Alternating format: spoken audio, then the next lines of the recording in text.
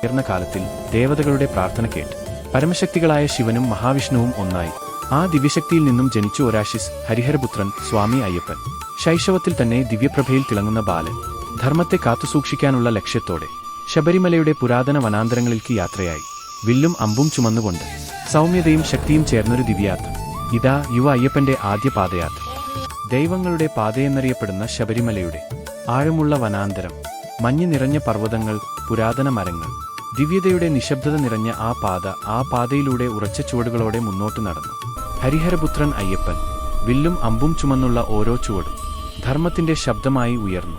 കാട്ടിലെ മൃഗങ്ങളും കാറ്റിന്റെ ശബ്ദവും ദിവ്യയാത്രയുടെ സാക്ഷികളായി നിന്നു. അയ്യപ്പൻ ദൂരെ നോക്കി.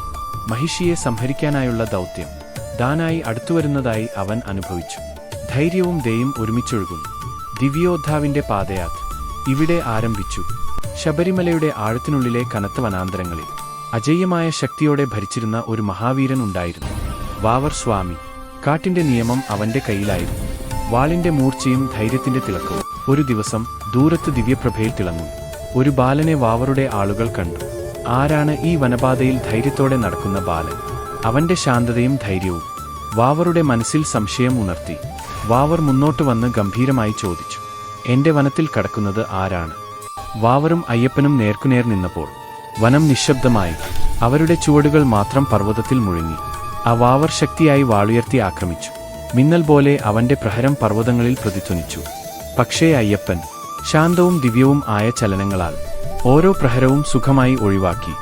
യുദ്ധം കനക്കുമ്പോഴും വാവറുടെ ശക്തിയെ മറികടന്ന് അയ്യപ്പന്റെ ദിവ്യതയായിരുന്നു. ഈ ശക്തികളുടെ ഏറ്റുമുട്ടലിൽ വിജയം ആയുധത്തിലല്ല, അന്തരീക്ഷത്തിലെ പ്രകാശത്തിലായിരുന്നു. കാലങ്ങൾ കടന്നുപോയിട്ടും വാവർ സ്വാമിയുടെ സ്മരണം എരുമേലി പള്ളിവാസലിൽ ഇന്നുവരെ ദീപ്തിയായി നിലകൊള്ളുന്നു. ഭക്തർ മൗനപ്രാർത്ഥനയോടെ തലകുനിച്ച് ആ ദിവ്യസ്ഥാനത്തിനു മുമ്പിൽ നമിക്കുന്നു. ശബരിമലയുടെ പാതയിലേക്കുള്ള ഓരോ യാത്രയും വാവർ നാടയിൽ ഒരു നമസ്കാരം കൊടുത്ത് മാത്രമാണ് ആരംഭിക്കുന്നത്.